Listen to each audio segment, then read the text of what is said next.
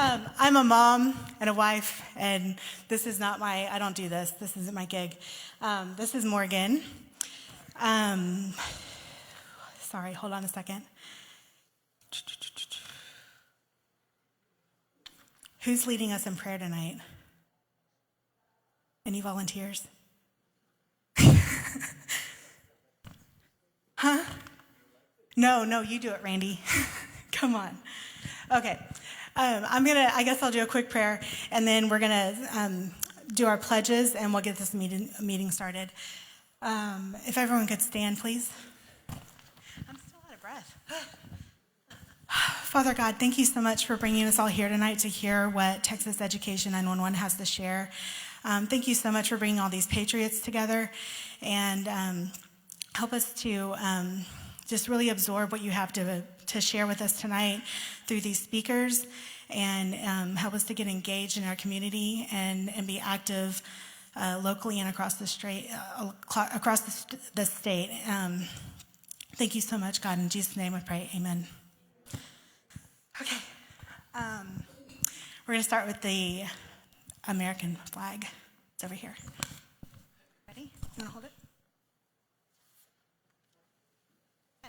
I pledge allegiance to the flag of the United States of America and to the republic for which it stands, one nation under God, indivisible, with liberty and justice for all.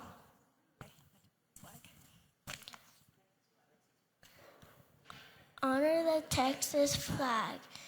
Pledge allegiance to the flag. One state under God, one and indivisible. All right. Thank you, Morgan. You can go play now. Thank you. You can be seated if you're still standing. We're going to play our monthly announcement video, and then we'll come back up here in a minute with some other information to share.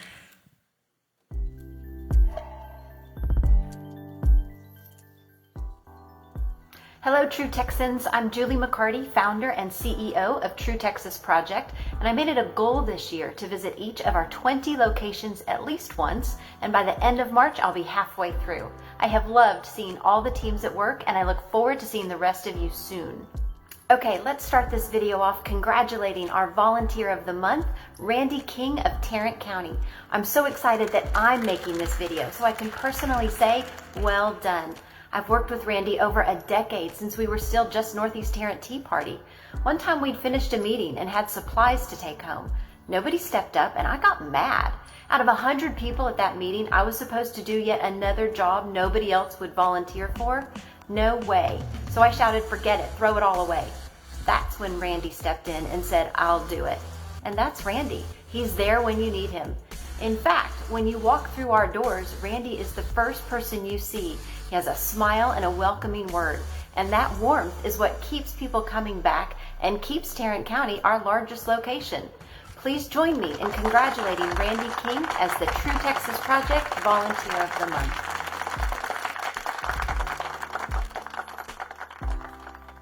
Have you told the graduates in your life about our scholarship?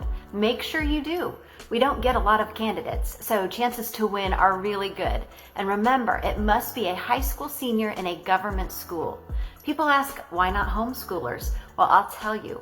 First, you'll remember we just finished a contest that homeschoolers entered, and it was homeschoolers that took first, second, and third place. But for this contest, our goal is to get inside the doors of government schools. When we offer a scholarship, the counselors, students, and parents all learn about True Texas Project. Then at baccalaureate, True Texas Project is named in front of all the families too. Those are people who otherwise would never know who we are. So trust me, there is a method to our madness, and we don't hate homeschoolers. I'm a homeschooling mom myself. The deadline to enter is April 15th, so tell the high school seniors you know to get creative with a short video on how they promote conservative causes within the government school system. Hey, they could win $1,000. Here's just a quick reminder that local elections are happening now. The way to save Texas starts here. Find your candidates and get out there to help them. You can talk about them on social media, you can help them block walk, and you can donate some funds. They'll love you for it. You can also put out one of our True Texas Project yard signs. Add the topper on April 24th when early voting begins to let your neighbors know where they can find a list of the best candidates. Yard signs and toppers are for sale at your local meetings for $10. Get yours tonight. Okay, here are a few events you might want to sign up for. On March 31st, we're headed to Harlingen to host our Certified True Texan classes at the RGV region. They're free, but we need you to RSVP on our website. But is Harlingen too far for you? Well, check out our website for a list of future training dates and locations near you. Now, every Tuesday during session, we make a trip to the state capitol. No experience necessary. Just email Fran at truetexasproject.com for more information. Your presence does make a difference. You know how I know? I was in the House chamber once when a bad bill was about to pass. We needed 5 reps to kill it, but they were all milling about the House floor focused on other things. If you've been there, you know what I'm talking about. I quickly texted 5 of them, and within minutes, that bill was killed, just like that. So go to Austin and make your presence known. Your state rep and senator should learn to recognize you, whether they like you or not. One fun way to be in Austin is during our True Texan Day. Here's Fran to tell you all about it. Hi, it's Fran Rhodes, your TTP president. We're here at the Capitol today with some of our TTP activists doing some work and a little bit of training. But I want to share with you a special opportunity that we're going to have on March 28th. We are going to call it True Texan Day at the Capitol. We're going to have a bunch of stuff lined up for you, a tour of the building, a tour of the Supreme Court building with one of the judges. We're going to have a meeting with a statewide elected officer, hoping for Dan Patrick. And then we're going to have a legislative briefing from some of our legislators. It's going to be a full day. We want as many people here as possible. Children are welcome if you want to bring your students. It's a great opportunity. So I hope to see you March 28th. Watch for further information in your emails. Of course, don't forget about Texas Tough on April 21st. We've got Carrie Lake headlining for us, plus dinner, friends, live music and dancing, fireworks and cannons. Wow, all to celebrate Texas's independence. I love it. Tickets are on our website, and hurry, VIP tickets are already sold out, but we've still got room for you in general admission, or if you must have VIP, just buy a sponsorship. It's the biggest event we hold all year, and we want you there with us. And guess what? Our Brazos satellite location is doing a fundraiser, raffling off 2 tickets to Texas Tough for just $5 a ticket. Go to our website to get your chance to win. The raffle will be held April 1st via a live Facebook event. If you do travel to DFW for Texas Tough, we want you to know we're going to make it worth your while. The party on Friday night is great, and the discounted hotel rooms are a bonus, but we're also offering our Certified True Texan classes on the next Saturday. It's a great opportunity for a fantastic weekend, so sign up online. Then on May 3rd through the 6th, my family is marking an item off my bucket list, and I'm inviting you to join in. We'll be sending True Texas adventurers to the top of Texas. We've already got 40 people so far. Guadalupe Peak is the highest spot in the state, and whether you choose to hike or stay at the bottom, you are welcome to join us for the fun. Details are on our website. As you can see, True Texas Project has a busy schedule, and here's a little bit more. We are adding 2 new locations. The first is in the Katy area, and the second is in the Abilene area. If you know any patriots there, please send them our way. If they're interested in serving on the leadership team, which would be awesome because each location needs 36 volunteers, have them email me at julie@truetexasproject.com. If they just want to be notified when we launch, have them go to our website and get on our email list. And now I know what everyone is waiting for, the latest status in our attendance contest. Well, here you go. Look at that. Nearly every location boasted an increase in attendance. That is just fantastic. Good work, everyone. Looks like Ellis and Brazos counties are in the top spots, but it's still anyone's game because it doesn't take a huge increase to sway the numbers drastically. The contest goes through April, so you've got one more month to boost your attendance and win that special party for your location. Okay, those are all our statewide announcements for March, but remember, you can watch them again on our YouTube channel, which you can link to from the top left corner of our website. Now, stay tuned for more announcements from your local county co-director.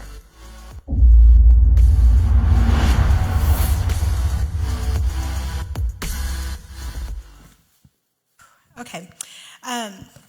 Usually I share with people how, I'll get there, I promise. I usually share with people how I got involved in a little bit about TTP, but that video thoroughly covers anything that you didn't know about us already. Is there anyone here for the first time tonight? A couple of people. Awesome. Thank you. Shout out how you heard about this meeting tonight. Awesome. You? How did you hear about the meeting? A friend told me about it. You, okay. Nice. Okay. So locally, let me go through the local announcements. While I'm doing that, if you are a candidate running for office in Tarrant County, please go ahead and form a line over here on this side of the stage, and you'll get your chance to do an intro in a few minutes. You're going to get a 30-second intro, just so you know in advance. Let me give Chaco the mic.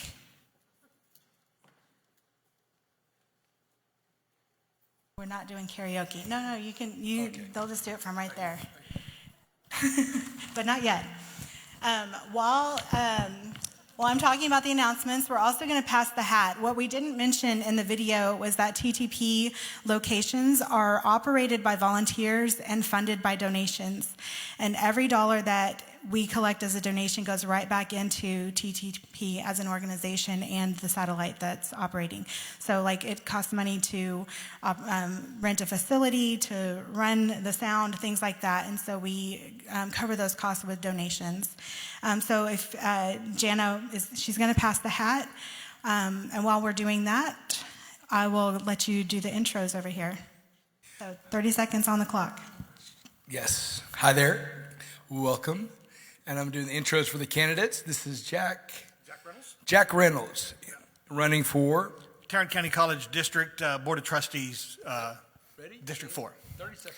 All right, just wanted to let you guys know that I'm running for that District 4 seat and give you some idea of why I'm the most qualified candidate. I got in there in February of last year, but since then there have been 2 additional candidates, including the incumbent. So I have a master's degree in economics. I'm an economics professor. I worked at Tarrant County College for over 3 years, so I know exactly what to ask and who to ask it of. I know what some of the issues are, and I have a lot of the institutional support as a result of that. And so, anyway, there's my 30 seconds. So thank you all very much for your time. Thank you.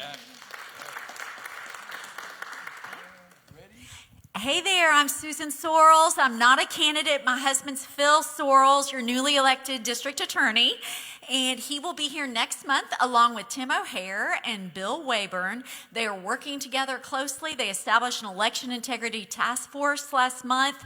It's great to hear that there's an urban county in America that has conservatives. He's working very hard. If you have any questions, see me after the meeting about what he's doing.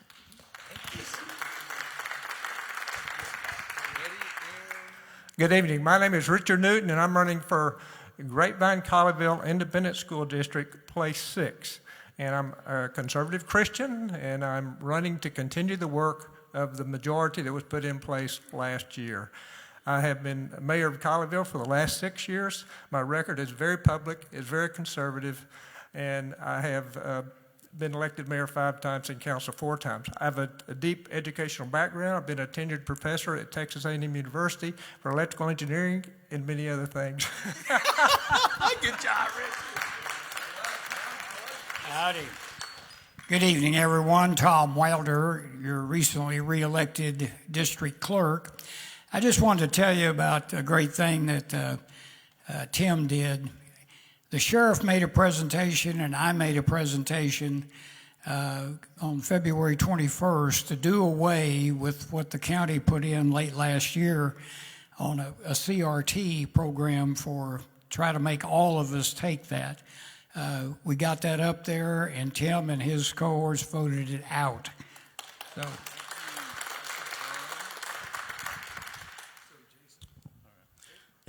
Hey everybody, my name is Jason Ellis. I was born and raised right here in Texas. I'm running for Fort Worth City Council in District 7. What am I talking about? Do we have any Tim O'Hare fans up in here? All right. Well, I guarantee you he needs a friend on City Council, and so I am the conservative voice. We want to fight against the wokeness that's going on in Fort Worth, and I'm your pick for that. Like I said, I'm a combat veteran. I'm a business owner. I'm running for Fort Worth City Council in District 7. Second. Hi, I'm Laura Pritchett. I'm running for Tarrant County College Board of Trustees for District 4. And I announced that I was running for this back in January to this group, so it's great to be here with all of you. We have to remember that we have an incumbent who does not represent any of our conservative values, has spent nearly $40,000 in the last few years supporting organizations such as Act Blue. So we've got to make sure to get him out of there. We have to have the professional who has the experience to be able to do this and to lower our taxes and stand for our conservative values. Thank you. Hey, how's it going? My name is David McClelland. I'm running for Tarrant County Commissioner Precinct 3, which primarily next year after municipals.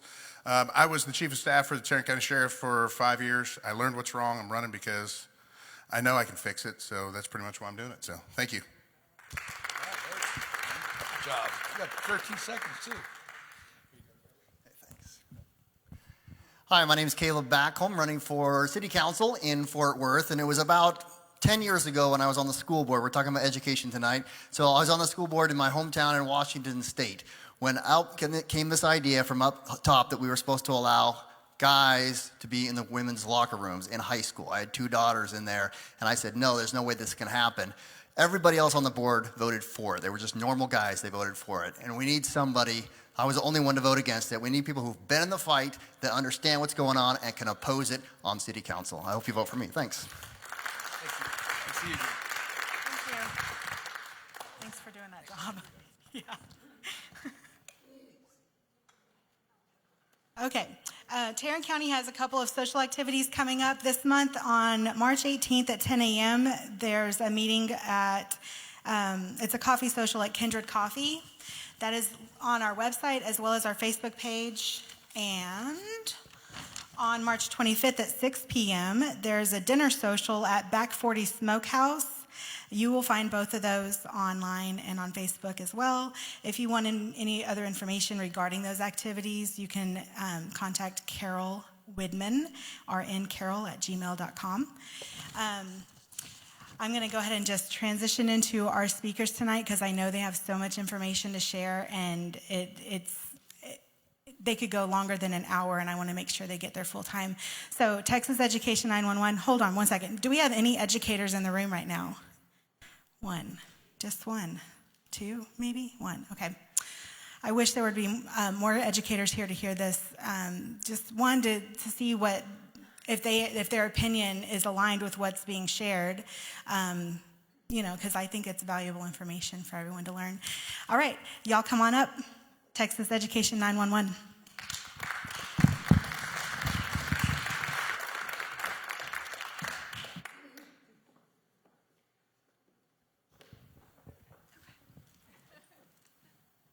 Good evening. How are y'all? My name is Rachel Hale, and I actually spoke to y'all a couple of months ago on TURF. I'm the executive director for Texas Freedom Coalition. We've got John Campbell, who is a dad who figured out how corrupt the system was, and he will tell you a little bit later on about his personal story with DAP.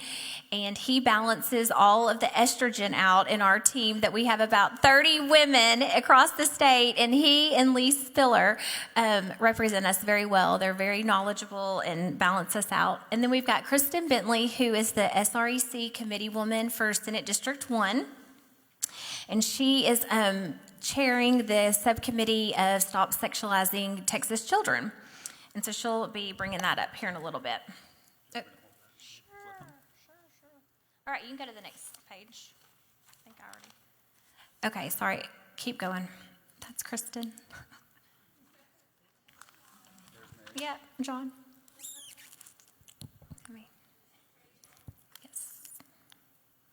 Okay, so this really began as a movement this past summer in the Republican Party convention. And a group of parents came together probably for over a year now. We have been looking at the policies in our school system that TASB puts out.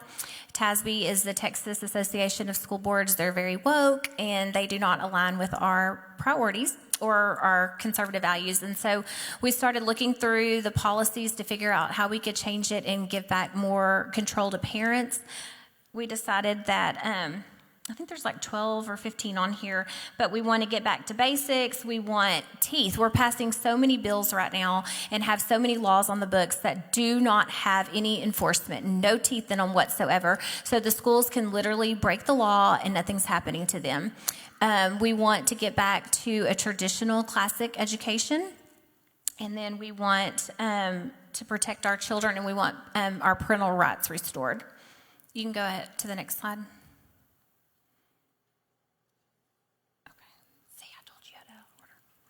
Okay, what is this? See, I knew he changed it up on us today, and I knew that I had the right one, but Kristen gave me the one that's wrong. Okay, so like I said, they are undermining our parental authority, and there's no accountability. Go to the next one. I mean, what's underneath that? Okay, here we go. So they are doing this through trans ideology, new math. If I hear new math one more time, I'm going to pull my hair out. 2 + 2 is always going to be 4. They are literally reinventing the wheel on things that don't need to be reinvented. They're confusing our children. When parents feel like they can't help their first and second graders do math, that's a problem. Rachel, part of the idea of this slide, everything that you're looking at here, is that our schools are drowning in special interest groups, in activists, in predatory subcontract relationships.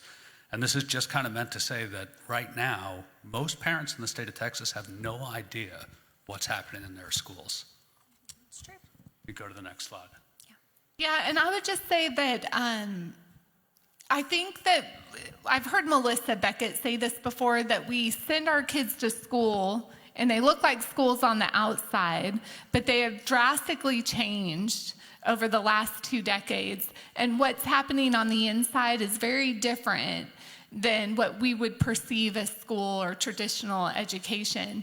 And 2020, when we had our lockdowns, that was a blessing in disguise for a lot of families, because that's when all of a sudden this veil was lifted. And with online learning, parents had a window into what looked like school and really wasn't. And all of a sudden, more parents were becoming informed. And I think we can all relate to that. Okay, so is the problem just in big schools or small schools? I'm personally from a very small rural East Texas school. We have 3,000 kids, and it is probably as bad or even worse than the bigger schools. It's absolutely happening in all schools, all sizes, across Texas and the nation. You can go to the next one. We're seeing... I feel like these are all out of order. They are, John. You messed it all up. Okay, go ahead, John. Take this one away. Sure will. So a good show of hands, how many people in the room have children in school right now? Children or grandchildren? We'll take either. All right. And how many of you started to see the things that came home with your children during 2020? Okay, we got a couple. So one of the things that they have going on in schools right now are these intrusive kind of surveys and screenings. They come out of an SEL curriculum. It's really a mental health program disguised as a, social, emotional well-being. And in these surveys, they're asking children questions often on a daily basis that drive anxiety. And if you look at these questions in particular, we liked these. How many times in the last week did you feel hopeful, right? And it runs from almost always to almost never. But then how many times did you feel sad in the last week? And they say, almost never. How often were you angry? Almost never. There's no way to say never. There's no way to say none, it normalizes a basic level of anxiety, and it's designed to do that by the same drug companies that have been doing it for decades. And now they're mandated through this SEL education so that schools can procure ESSER funds, so pushed down from the federal government. And then also SB 123 that brought character trait training into our school, that was signed last legislative session, and that was an open door for SEL. And like he said, ESSER 3 requires 20% go to social emotional learning. My small rural school district got $5.6 million of ESSER 3 funds. That means 20% has to go to SEL. This is from a program called Panorama, which is in a lot of Texas schools. And when we look at the survey, as John said, there's no way you can answer, that you never felt sad or never felt a certain way. But my background is in special education. I'm a former special education teacher. I'm a special education advocate, have been doing it for over 6 years. And I will tell you that surveys are some of the most unreliable ways that we get information when we're evaluating students for special education. And they're very difficult to fill out. They're difficult for adults to fill out properly, and what we would say would give valid results. So we read them with a lot of scrutiny. We're very critical of them. We look to make sure that we're seeing, patterns and things like that. When kids fill these out, and there's different social emotional learning programs out there, but they're all using these kinds of surveys to probe how your kids are feeling and other information, which I think Rachel could tell you about. But kids are not equipped to fill these out because they're asking questions about their moods maybe at the time. But they're also probing other things about what's going on in the home. So they're probing, do your parents have guns in the home? I've heard about that. But the problem with probing kids with their emotions is that kids may, in a moment, feel a certain way. They may feel like, they may be asked, do you ever feel like you want to hurt yourself? And a child may answer that question because maybe one day they were so upset and they felt like pulling their hair out.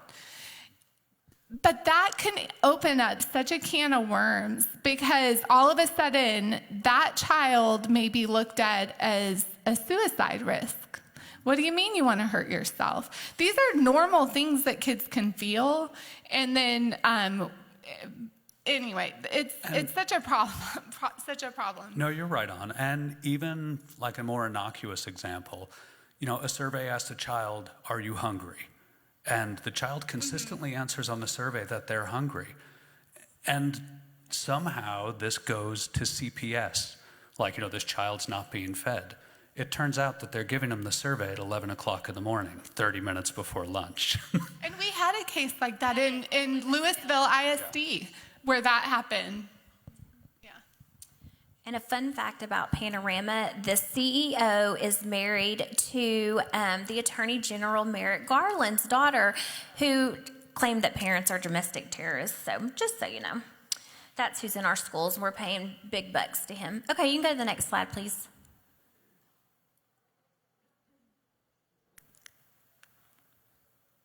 Do you want me to talk about the dashboards? Sure, go right ahead. So all of that we were discussing, and there are some things when you plant ideas in children's head by constantly bombarding them is not good for the children.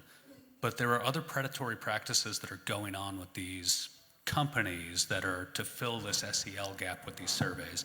And Panorama is one of them, Rhythm is another one, I think Second Step is a third one, maybe the better of the three. But these programs ask invasive questions from children. Not just their social emotional status, but questions like whether or not you have guns in the house, whether or not your family goes to church. They can ask almost anything that they want, and then they use the data to build a dashboard on that child. And that dashboard is meant for an educator to be able to look at it and single out children that need help.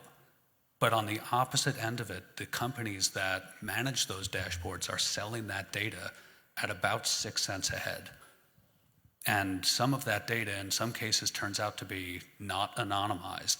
In other words, if you have enough questions and enough data points, you can absolutely pick out the families and the children that these surveys are representing. You can go to the next slide. So that's data collection in big red font. That was supposed to come first. We can go to the next slide. Yeah, I don't know how they... I was not in charge. I don't know how they ended up in this order, but due process and DAEP, discipline is mine. So another show of hands in the room. How many people know what a DAEP is? 1, 2, a couple. So I didn't know what a DAEP was up until October of 21. My son complained about an assignment that he was given in chemistry class, and it was a history assignment. It was basically a diversity in atomic theory. I mean, it's a CRT history assignment disguised in a chemistry class to get around House Bill 3969, which only prevents it in history, right? If you give it in chemistry, obviously not history. So we complained. I mean, we wrote to the principal, who was our friend. My wife works in that school district, or used to, for about 20 years. So we notified the principal of it, and we said, you can't give my kid this assignment. Like, I want the assignment retracted, and my kid deserves an apology. What he was told was that he was to look up a diverse figure in atomic theory, and when he asked for a clarification, his teacher told him, you pick anyone that you want, except for old dead white guys. Now, you know, my son is 17 now. He just got his GED last week. But at the time, he was 15. And this had the effect of completely disengaging him from school. So when we found out about it, of course, we reported it. The school did nothing. So we had filed a grievance. We didn't hear anything back from them.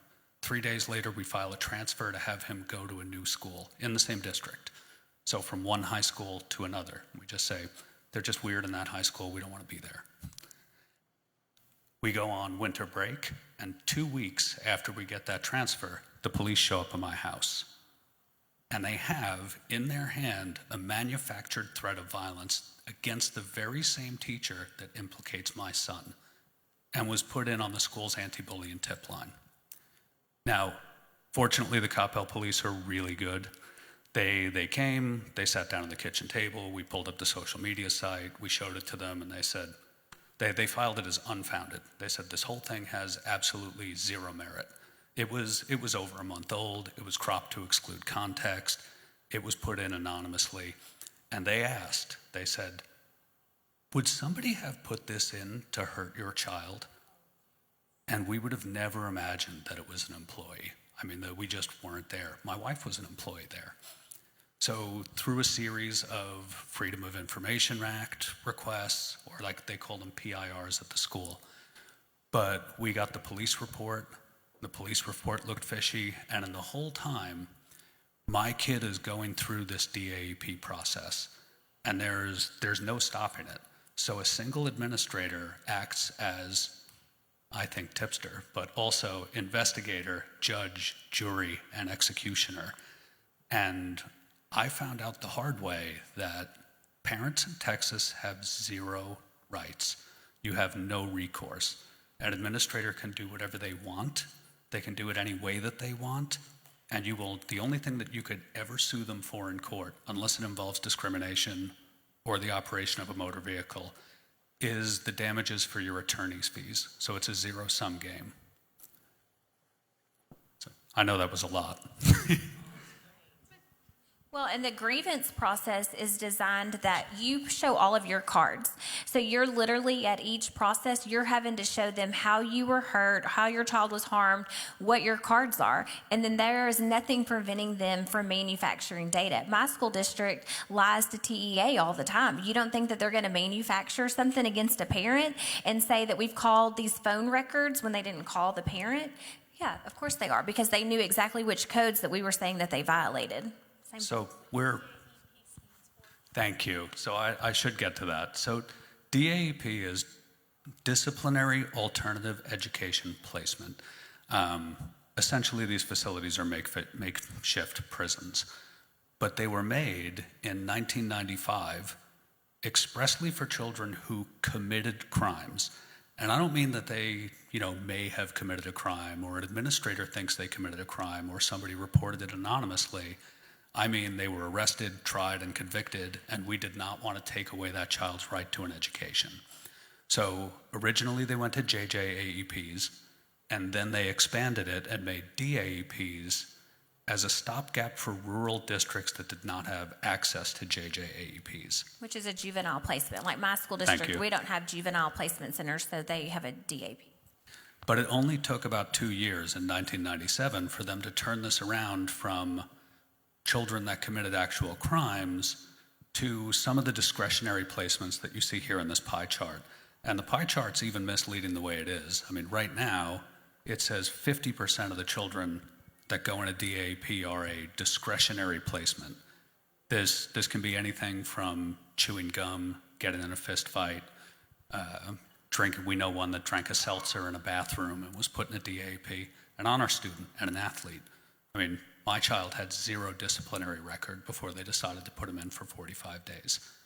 So a large part of the problem is that we're skipping although this was well-intentioned, current law is allowing schools, and in fact driving them, to skip the normal discipline process of sending a kid out of a classroom into an office, suspending them for a day, or 3 days, or 5 days, or expulsion. And instead, the first step is straight to DAP. And we have some other slides on how DAP affects children, so I won't go into that now, but I'll do it a little bit later. Well, I think our slides are a little bit out of order, and that happened one other time, and so it might be hard for us to go slide by slide, so please just bear with us and give us some grace here.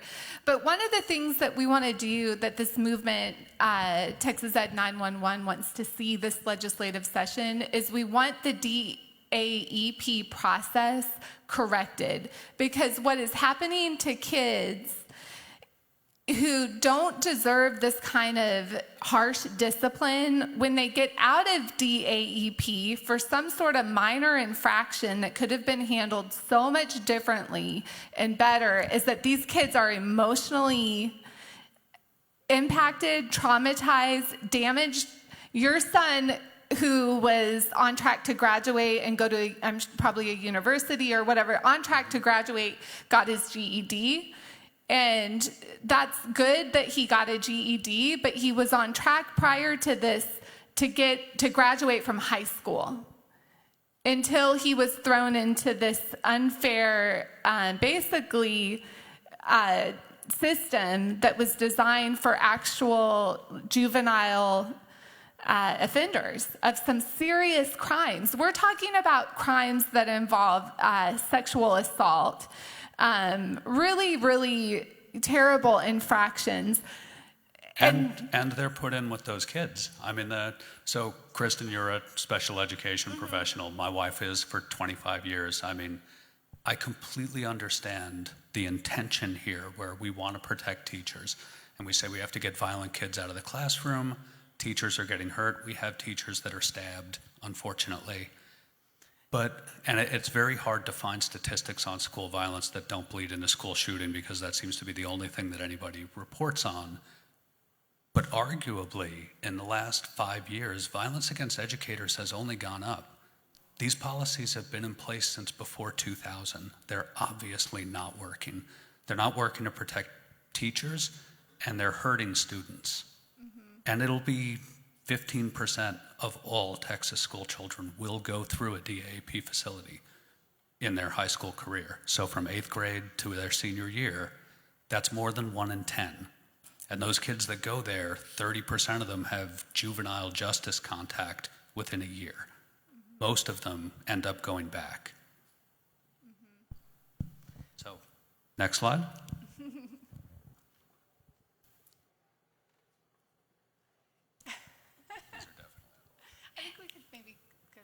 Sure, go ahead. Yeah, you can go to the next one. I do want to. Okay. No, I just want everybody to keep this in mind. I know probably everyone here are Christians, but the biblical order of the family, where Christ protects the family, the husband protects the wife and the wife protects the child.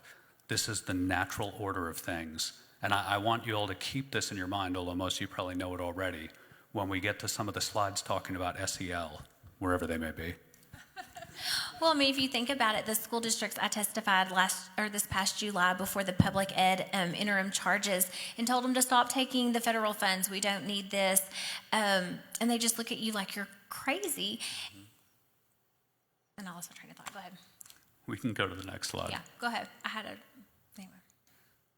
Health, go ahead. So I hope both mental health ones are right next to each other. So these are Lee's slide. Lee is a fantastic advocate for us, but he's a mental health professional and has worked for a Texas watchdog.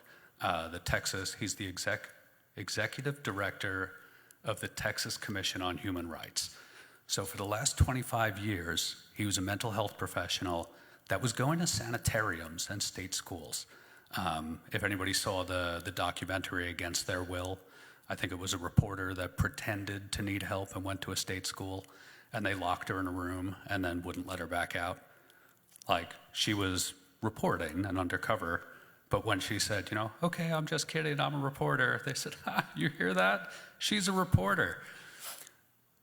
Lee normally does things like that, and it should alarm everyone in this room that for the last 2 years he's been focusing on our public schools. And the beginnings, really, of what's going on in our schools has been coming for decades. This quote that you're looking at was made in 1961, that the school is designed to bend the student to the realities of society. You can go to the next slide. Oh, good, it is right after that one.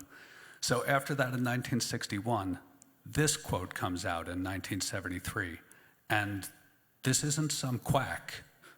This person is a well-respected professional and basically says that every child in America that enters a school is insane. They're insane because they have an allegiance to their parents, towards a supernatural being, that they believe that their nation is sovereign and separate from other nations. And that was in 1973. So SEL has been a long time coming. You can go to the next slide.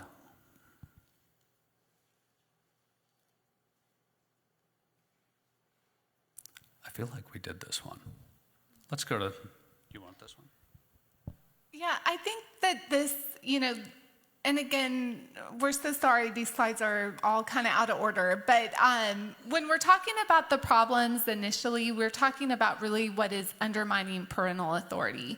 So when we see that image of the biblical order of the family, the biblical order is God, the dad, the mom, the children. These are who are to protect the children. Our rights come from God. And what we see in our schools with social emotional learning, with mental health too even, it's undermining the traditional norms that we have. It's undermining parental authority. I remembered my thought. But we as parents are giving our rights away. When we're allowing the school district, as simple as it sounds, to buy school supplies for our children, that is something that we are giving them the right to do that. And so it's no wonder that they think, okay, well, now we're going to send them off to get mental health treatment and we're going to do all of these things because we are turning over our rights to the school and we need to take them back. Agreed. Let's go to the next slide.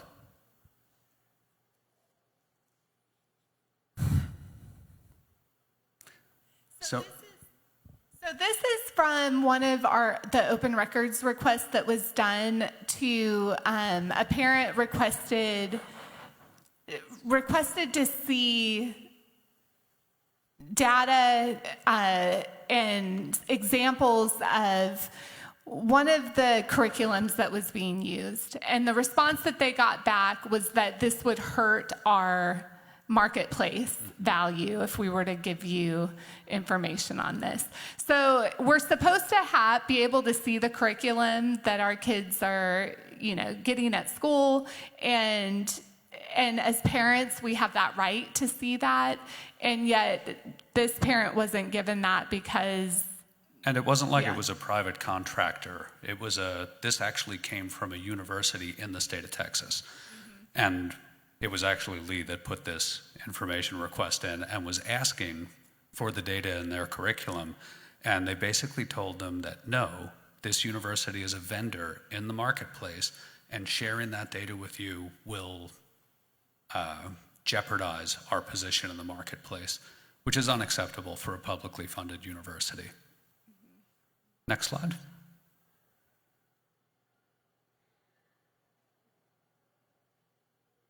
I think we can skip this one. Yeah. So one of the solutions, I know I opined over the disciplinary process for a long time. It's been painful for us. We've gone through the entire local TEA grievance process. We have 6 information requests currently sitting at the Attorney General's office. We had a letter from the governor telling the TEA to investigate our case. How many people want to guess what the TEA actually did with it? Nothing. Not nothing. They sat on it for 30 days, and then they did nothing. So one of the things that we've been advocating for at Texas Education 911 is the establishment of the Office of an Ombudsman. Ombudsman was a new term to me. Some people may know it. But, to pick, say, nursing homes as an example, if you think abuse is occurring in a nursing home, there is an 800 line that you can call in the state of Texas and somebody will pick up and help you. This doesn't exist in schools whatsoever. Parents have no advocate to help them in the school system, and then they have no rights to follow up. So right now, I think the bills that are supporting this are Representative Patterson's House Bill 1924, and Middleton's Senate Bill, I think it's 3. Is it 3? I don't think so. I'm not sure. Or 11. I'm not sure who in the Senate has filed this one. I think it just got filed sort of at the very last, at the deadline. So I know the Ombudsman is something that Melissa Beckett has been working on for months, and it was great to see. It's so good to see traction there. Parents are in desperate need of an advocate in the school system. With those discretionary DAP placements, having somebody in our corner would have helped us tremendously, as well as, probably a dozen other families with similar horror stories that I'll tell you about later if you want. Well, I was just going to say it's sad that you go through the grievance process and the trustees, the school board members are to be, the children are entrusted to them and they're over them and they're supposed to, in theory, be over the superintendent.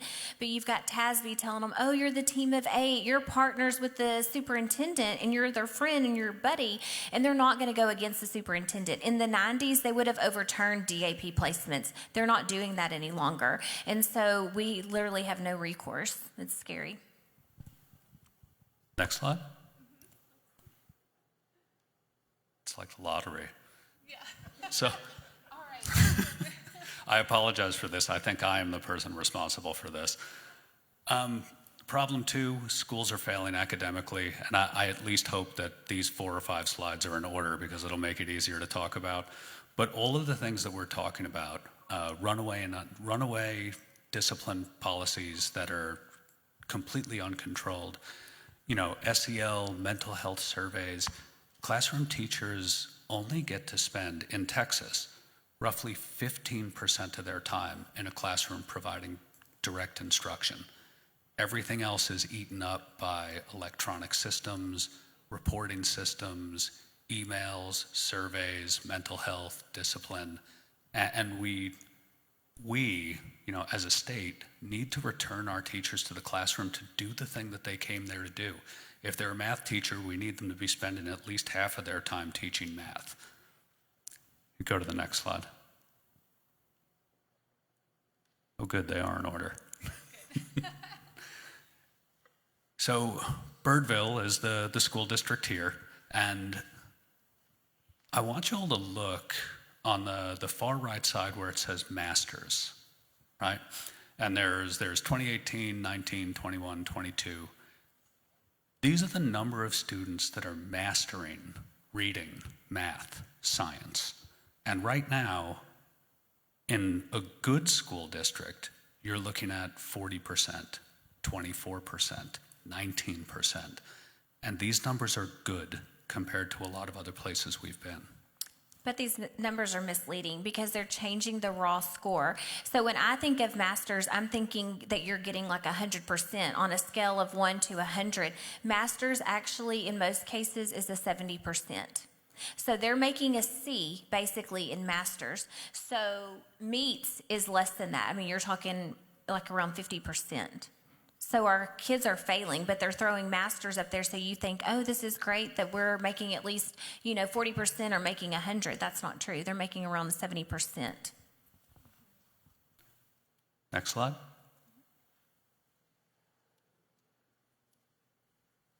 So I can't read that one from here. It basically shows the same thing except in a pie chart. Mm-hmm.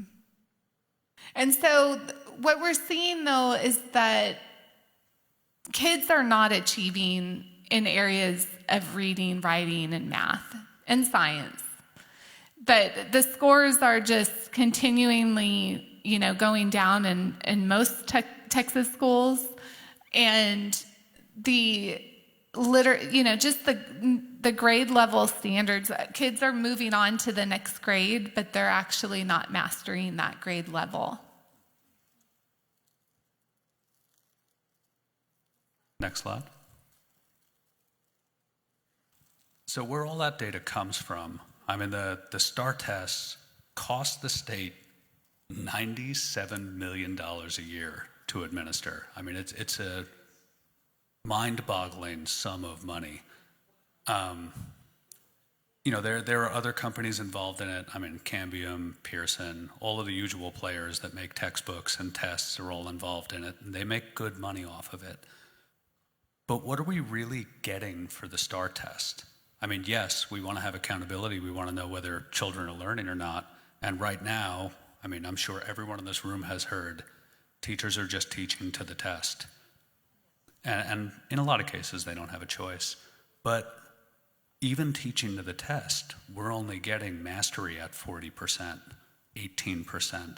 In some places, I've seen 12% or below 10. So that system is broken. It definitely needs change. Well, and they want to say that it's all COVID related, but prior to COVID, out of the 50 states, Texas ranked number 35 in their academics, and that was prior to COVID. So this isn't just a COVID thing.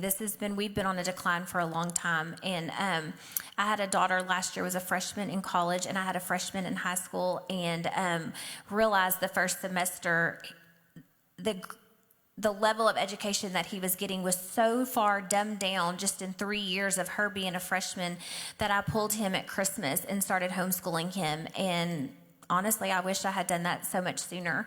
That our schools are literally on fire. That's why this is Texas Ed 911. And God gave us these children. And if you think about it, we're educating these children from the time that they're little. And so there's no reason why we have bought into a system that the government knows better than we do. So we'll go to the next slide.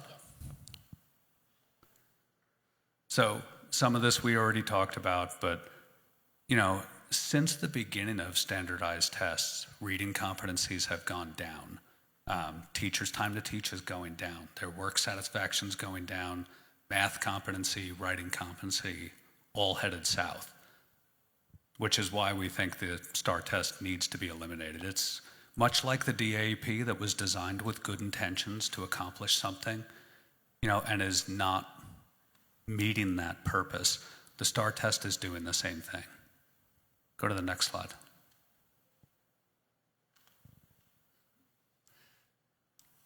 Communities in school. This is very scary. The image on the right, if you'll go to the CDC website, you can actually take a virtual tour. They literally have bedding set up in the classroom. And then they have where they're wanting to do doctor's offices in the classroom. Parents, don't worry. You don't have to take off work early. Your kid's not going to miss much of class time. We're just going to send them down the hall. They can have their eye exam. They can have a medical checkup. Don't worry about it. We're going to keep all their data. We'll have the file on them. And parents are buying into this hook, line, and sinker. I'm pretty sure Fort Worth ISD is piloting some portion of this, and then for sure it's happening in California, and guess who's behind it? Planned Parenthood, if that tells you anything. And so I asked you all earlier with the umbrella picture to keep that in your mind. This diagram of how children are taught and supported in public schools, you know, you have the kid in the middle, and then there's all little cute adjectives around them that they're safe and supported and all of the feel-good words. And when you get out in the blue, that is, those are the functions that feed into all of those green things for that child. Which one of them is the parents? I'll give you a hint. It's on the left-hand side. It is one blue square, the same size as those 13 other blue squares. Currently in education, that is your position as a parent. You are one small piece of that child's well-being, and a small piece at that. Yeah, so Communities in Schools is part of the TEA. It's a strategic plan that they partner with private organizations. It's actually written into education code in Texas, this private partnership with this organization called Communities in Schools. And what they were meant to do or designed to do when they first entered this contract with the state was to help with graduation rates. And so they've expanded upon that, and now they do social work and counseling in our schools. So I represent, on the board of the Republican Party of Texas, I represent Northeast Texas, 19 counties, some of the most conservative Christian communities here in the state up in Northeast Texas. And I had a parent call me a couple of months ago, and Rachel, you're aware of this, you've talked with this parent. She basically told me a story that relates to communities in schools.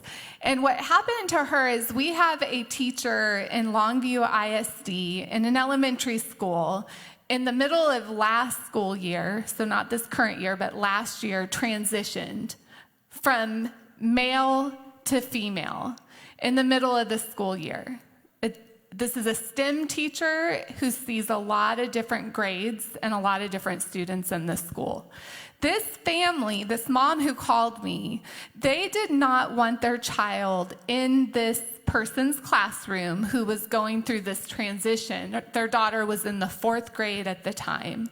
And so they met with the principal, and the administrator came up with a solution. And so this student was pulled out of that class. And there were some other students who were as well. So then we go around to this year. This little girl's in 5th grade this year. She has a brand new homeroom teacher, fresh out of college, who has a problem with the parents removing this child the year before from this transgender teacher's class, who's like fully transitioned at this point. He's an Amazon. Yeah, so this teacher goes to the Communities in Schools social worker in the school and has that social worker talk to the little girl about her parents' religious beliefs. I know that at some point it was said that Jesus was an ally, but probed the little girl about her parents' religious beliefs and their beliefs at home without parental notification, without parental consent.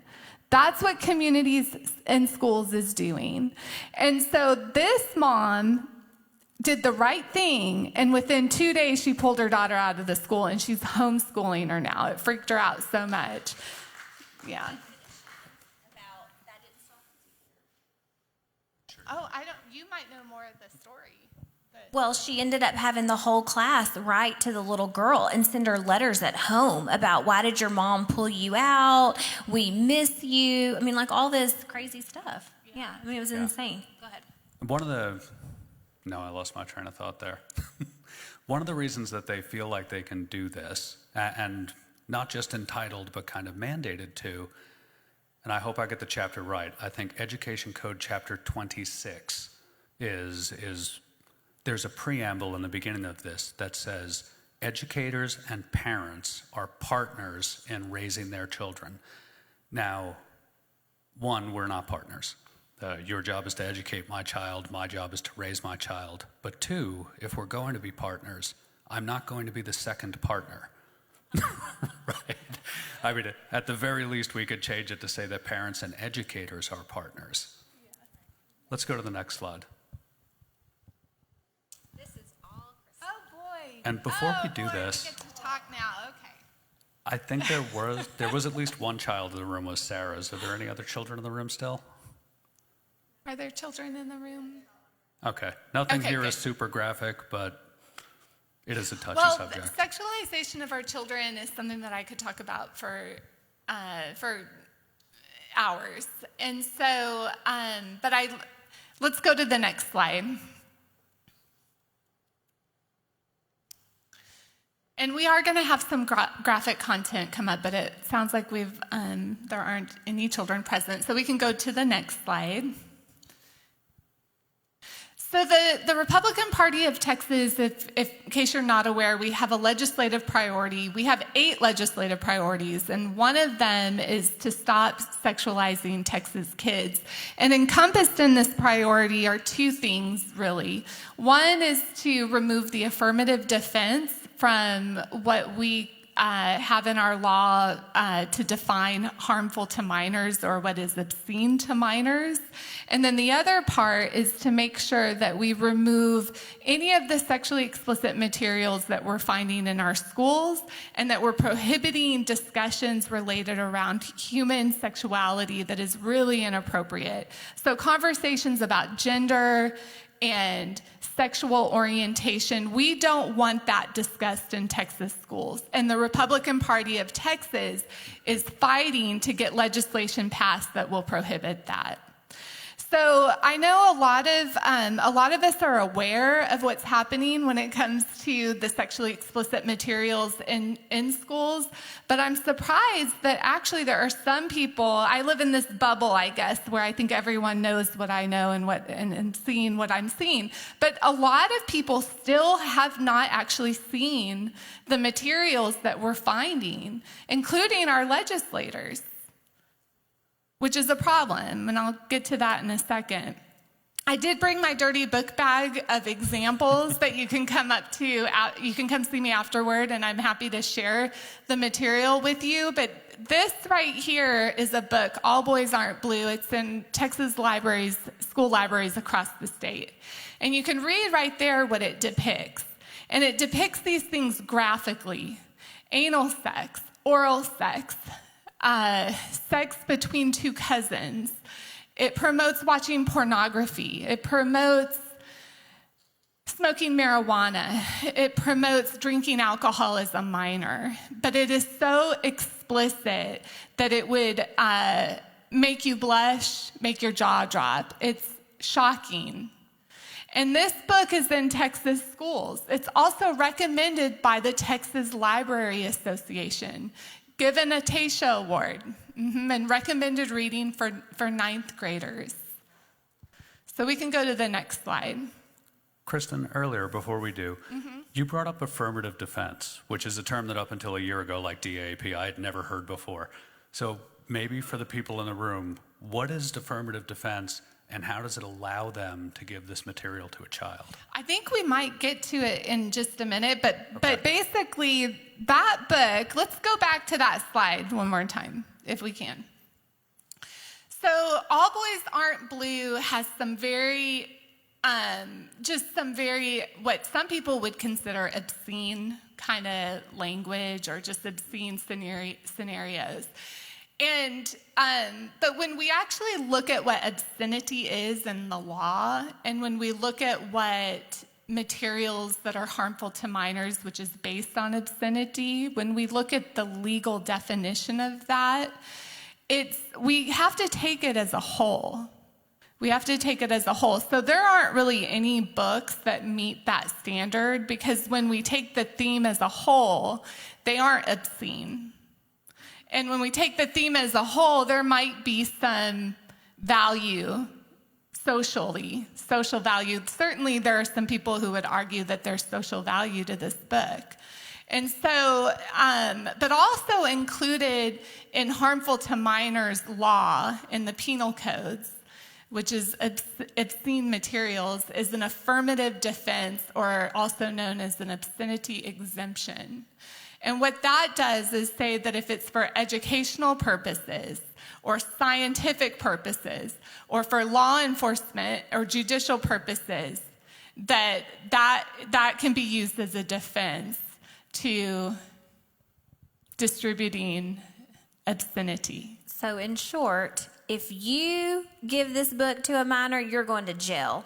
Kristen, the educator, Kristen, the librarian, gives this book. She's totally free and clear, will not go to jail. Well, although really not this book. Anybody can give this book. But I'm saying any books that we would consider obscene, genderqueer, if I were to give that to a student or anybody, show a minor, I'm going to jail. I think it would be, if you pull a page out of Genderqueer, the book Genderqueer, which some of you might know what that book is, some of you don't. There's some very explicit, I have it in my dirty book bag, actually. There's some really disgusting drawings of children wearing sex toys and things like that. If you were to tear that out and hand that to a child, that might meet obscenity or harmful to minors. So, but I think we might talk more about that in a second. So, let's go to the next slide. So this is something that we find it's really interesting. You might have heard last week that Governor DeSantis was having a presentation. He was having a news conference, a press conference, where he was basically kind of dispelling the myths around book banning, and he was cut off because the presentation was highlighting some of the books and the materials like Genderqueer and showing them on TV, and then also speaking the words. Well, they cut it off because between the hours of 6 a.m. and 10 p.m., the FCC regulates for indecent and profane content. They do so 24 hours a day for obscenity. Obscenity is illegal. But between the hours of 6 a.m. and 10 p.m., they go beyond that, and they regulate indecent and profane content. Why do they do that? Because kids are watching. They do it to protect kids. They do it to protect kids. And yet in our Texas school libraries, our kids can peruse the libraries and get some of the most indecent, profane content imaginable. Let's go ahead and go to the next slide. So these are the actual FCC definitions, and you can see what obscene content means. It's basically very reflective of what the penal codes reflect obscenity to be. But if you see what indecent content is, it portrays sexual or excretory organs or activities in a way that is patently offensive but does not meet the three-prong test for obscenity. So they're recognizing that we have to go beyond what is just obscene and protect children from indecent. Well, we are in contact with a former TEA attorney who said that the left wants to call it obscene because they know that you can meet 1 and 2, but you can never meet level 3. And so that's how they can get around that. And so we want to call it pervasively vulgar, sexually inappropriate. So we can go ahead and go to the next slide. And then this is related to comprehensive sex education. In the state of Texas, we for the most part, don't have comprehensive sex education, but we do have sex education in our schools. Let's go to the next slide.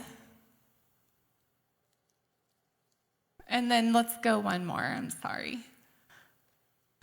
So we have what's called the Student Health Advisory Council in every single school district. Raise your hand if you've heard of this. Oh, good. Several of you have. It's something that you can get on the board. It's a council. It has to be mostly made up of parents, and its primary responsibility is to choose the sex ed curriculum or to make a recommendation to the board of which sex education curriculum or health curriculum they want the school district to use. And so I really, there's several bills this session that are related to the SHAC, but I do encourage all the local groups to get involved in their student health advisory councils in their districts. Just one more thing before we move on. I know we're going to get to questions in just a minute. We have some really good bills that have been filed to protect kids from sexualization this session, and I want you to remember one in particular. It's called the HB 900, and it was filed by Representative Jared Patterson. That bill was just made a priority by Dave Phelan in the House, and what that bill does is it will prohibit sexually explicit materials from school libraries in the state of Texas. The Republican Party of Texas strongly supports that legislation. And so we ask that you all get behind that and make phone calls and make sure that your representatives know that you want them to support that bill, HB 900. Okay. I think we can go to the next slide. And I think that this was kind of at the end. Is that right? Do you want to take questions? Yeah, we can. I mean, basically, we know we've proven that across the state we're failing academically. So why in the world would we want to trust our children's mental health to a school system that can't even get academics right? And that's their wheelhouse, is the bottom line of that. So, Yeah, I think we can go to the next slide.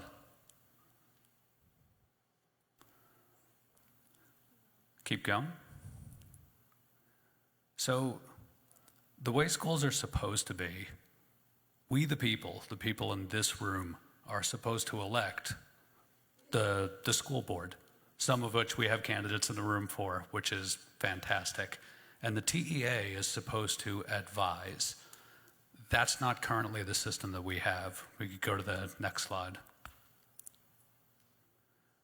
Right now, school boards are, one, at the mercy of the TEA, but two, influenced by all of these, private grants, ESSER funds, TASB is a big one.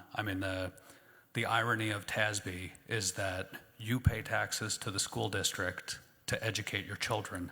The school district takes that money and pays TASB to have the administrators go there, and then TASB tells the administrators how to violate your rights. And that's just one of these dollar signs that are up on top of these. The number of interests in Texas schools is astronomical. Go to the next slide. It's hard to know. These slides are all literally so mixed It is hard. But I think what we only have about 15 minutes left. And so why don't we is there anything else, John, that you wanted to say, or Rachel, related to the slides? I don't think so. I think we covered just about everything, but I think we should go to questions because I know we have a hard stop at 8 o'clock. Yeah. Maybe go to the next slide and see where we kind of cycle through it and see where we land. I did want to talk about this one if you don't mind. Oh, yeah, go And ahead. it'll only take a minute. But, Texas, somewhere in the 2000s, early 2000s, mandated suicide prevention in schools. In other words, schools were going to talk to your kids about suicide. And this happened like in the late 90s to early 2000. If you're looking at the trend on the graph, it's right before it goes down. Right where it goes up is exactly where we implemented that. And, so like the SEL or the Panorama programs where they're trying to make these kids feel better about themselves. Oftentimes these programs, just like the suicide prevention program, actually has the opposite effect. You can go to the next slide. Then I think you're right, we should take questions. Yes, sir. Can you hear me? I can. I think you are letting school boards off the hook too lightly.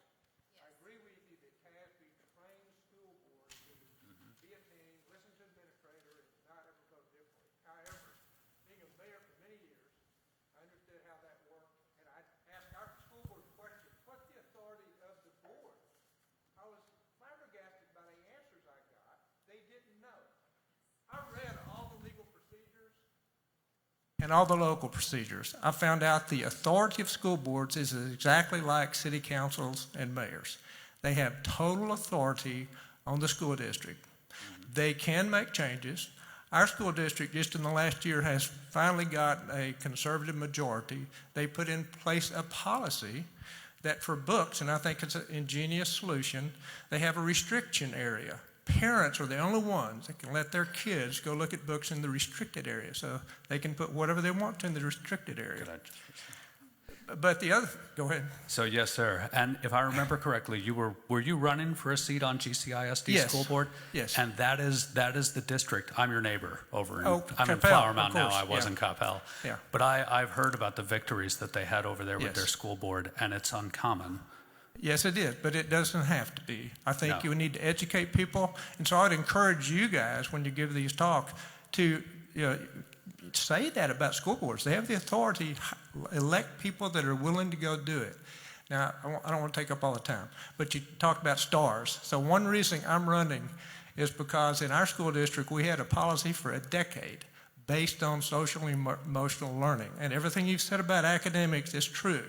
It's gone down. I was shocked when I looked at all the STARS data, all the tax data for every school, every grade, every subject to find out what I found out. I found out that on average, 32% of our students, we have a pretty good district, are not meeting standard. So that's what I talk about, meeting standard. It's great if they're masters, but how many don't meet standard? That means, what does that mean?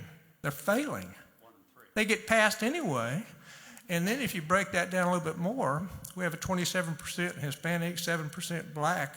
That cohort is only at 40% meeting standard. That means 60% are failing. So we've got a huge issue. And I think it's not the test doing that. That's our only objective measure. The only one we have to know those statistics is all these other things you talked about that are going on in the classroom, in the school, distracting our students, distracting our teachers, and we need to give them a lot of help. So that's my thoughts. I think we need to remember that meet standard is a highest grade of 70% also, right? It is. 50 to 70. Yeah, I want to say, first of all, I'm a local government kind of person. I think most conservatives are. We want to see things done locally. I will tell you, and I agree with you. Our school boards, I think we've all figured out how important our school board elections are, and we're seeing places like Capel, flip their school boards, which is amazing. And the Republican Party of Texas is actually endorsing in these campaigns for, I think, the first time ever. I'm really proud that we're doing that. I will tell you, when it comes to the sexualization of kids, that's not a local issue. The state has a compelling interest to protect kids from sexualization. I'm going to show you some of the books that we're talking about. I'm going to give this to you. I spent every single day remaining in the legislative session, and I've been doing this for 17 days now. Your legislators, every single one of them, are getting getting a book title a day with a report of what's in the books. The book that I dropped today is one called This Book is Gay. And this book it tells kids to go on to online hookup apps like Grindr for casual sex. It promotes watching pornography. This book that I'm going to give you an example of, called Let's Talk About, it It's in middle schools and high schools in this state. It tells kids to go online and search for their favorite porn stars. It tells kids to play with sex toys, including butt plugs.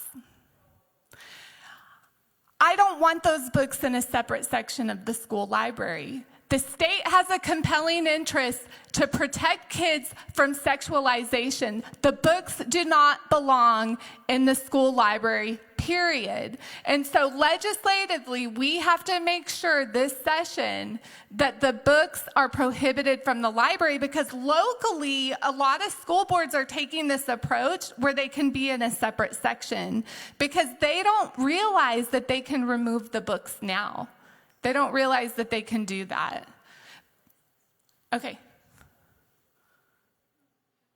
You can respond, yeah. So I agree with you 100%. Yeah. I did not mean that. In the meantime, the legislature takes some action. In the meantime, there are things that school boards can do. By the way, last year when our previous president, a parent started reading one of those books in the meeting, he shut them down because said it's inappropriate. I mean, well, they crazy. did, and I think we need conservatives getting onto our school boards because they're looking for a legislative solution at the state level because a lot of them are afraid of getting sued. I mean, and so they don't have good direction right now on what to do, right? Yeah. Yeah, and these books can be removed now, but So my question is, okay, this is a big tangled ball, right? This education problem, right? There's lots of problems. Yeah. So how are you guys prioritizing, and what are you recommending would be the direction that, where should people focus? Because there's so many, you could pull on this, you could pull on this, you could pull on this. And I don't know that we seem to always be reacting. And this whole book thing is we're reacting, right? We're never ahead of the curve in this in a situation. Totally agreed. So we, somewhere in the Russian roulette group of slides that we have, is a QR code for Texas Education 911. And on that website is a list of priorities. I mean, you saw them in the beginning of the presentation. There's about 4 categories and then subcategories underneath them. Every single one of them line up with the Republican, are they planks? Every single one of them line up with the planks of the Republican Party. And actually, there is specific legislation supporting almost every one of them. So if you're looking for how to decode that and get from House Bill 1924 to House Bill 900 and everything in between and which one is important, our website is a good place for you to do that. Rachel, I think we should all kind of give you an answer to this, to hear all of our perspectives. But I believe right now that things are so bad in public education. Whatever you can do to get your kids out right now, you should do it, frankly. If you can homeschool, if you can get them in a Christian school, if you can co-op with other people, until there's too much to fix, it's gone. We have been asleep at the wheel for a long time, okay? I'm guilty of it myself. I have a son who's about to be 18. I've been in education for over a decade. I was a mom before I became a teacher. And my generation of parents have been, I think, asleep at the wheel, frankly. And it has gotten so bad that all we can do right now is react to try and fix it. So I think the best thing you can do is get your kids out of public education and homeschool and private school. However, the number one fix we could make at the state level is to have some accountability in the schools, to have civil right of action, to get rid of this process of parents filing grievances that don't matter because nothing happens 2 years when you get through the process. There's no consequence to schools performing badly or doing bad things to kids.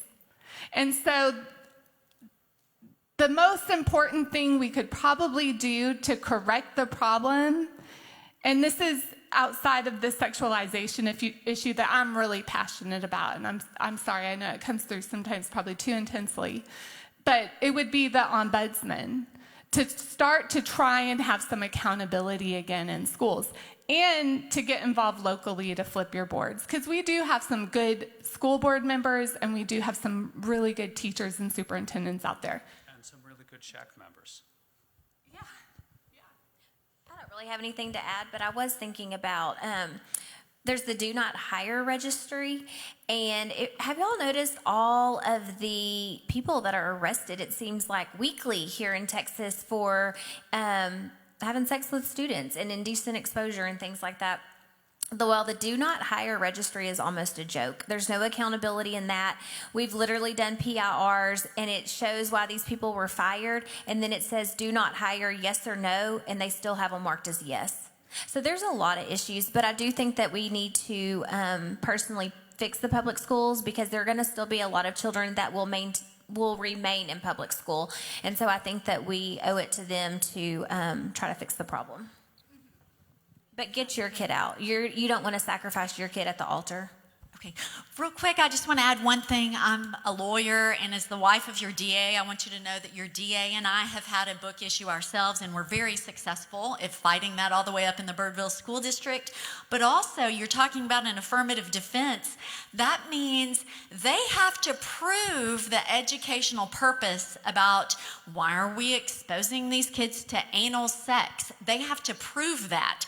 I want to see them try that. And so, we do have more power than we think. We don't realize the power that we think. So you can present something directly to the grand jury. That is something you can do. And I have to tell y'all, the grand jury looks a lot like us, which is old. And so I'll speak for myself. But they're, so they're older, more traditional people. So there is a possibility from a legal standpoint to get this before some normal people, because the higher education, the people who are leading our school districts are not normal. They're crazy. And we've personally encountered that. And so I just want to encourage you, don't just hearing it's an affirmative defense. Okay, well, let's let them prove it. I think she had a quick one, and then I'll go. Well, it's 8 o'clock too, but that House Bill 900 that y'all mentioned a little bit ago, it was filed. The deadline for filing this legislative session was March the 10th. That bill was filed on the 9th. On the 7th, and it was read the first time on the 9th and referred to public education on the 9th. I got to say that's fast moving for a bill in the legislature. Yes. And that means feeling is behind it, and that's a good thing. Well, it is. It was made 2 days. It originally was written as HB 1655, and I love that you're pointing that out, because on Tuesday it was filed as HB 900 because it was made priority legislation in the Texas House. Yeah.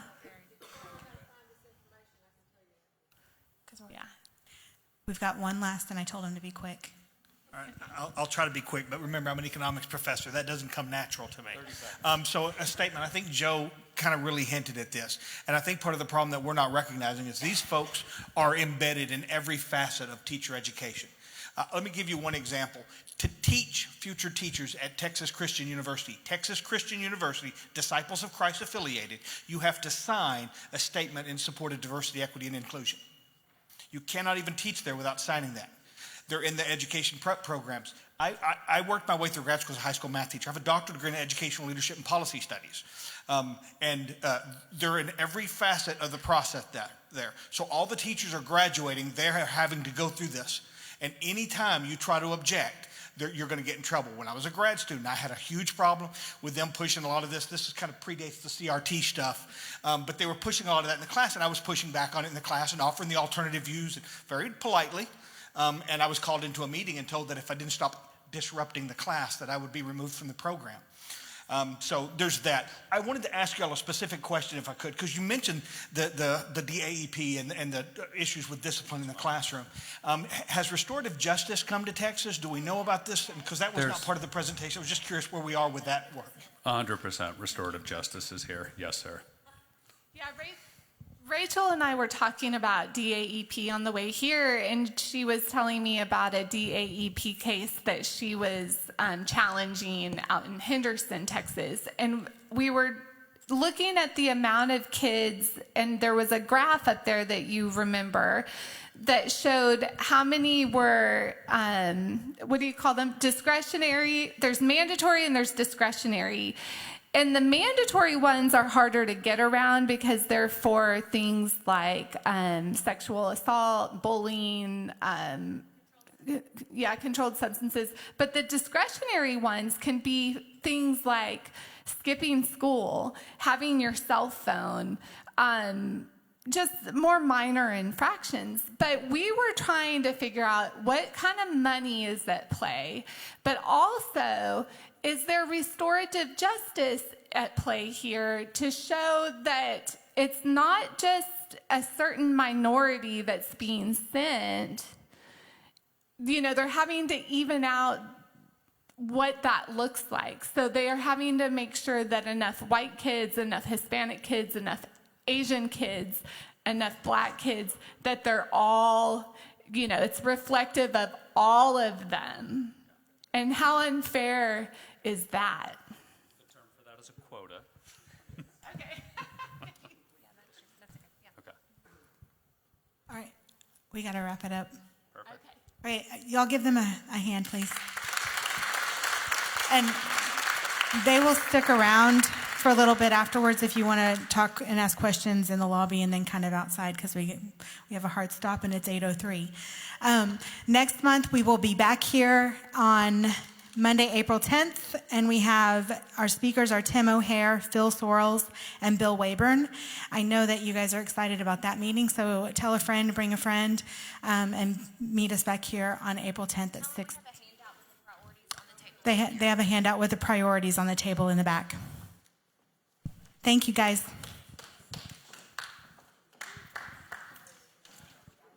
Help me out here. Why does this not fit in that thing? It does.